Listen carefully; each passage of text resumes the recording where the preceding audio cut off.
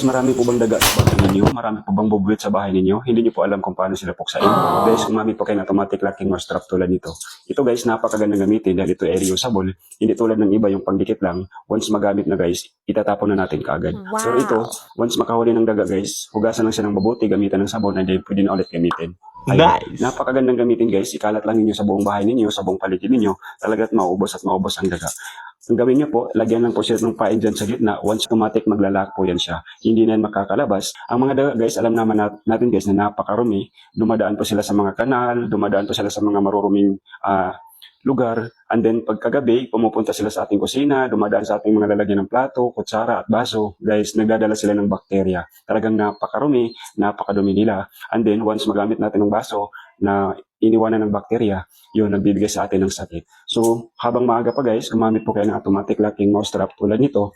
Pwede dito yung mga malalaki, pwede rin yung maliliit.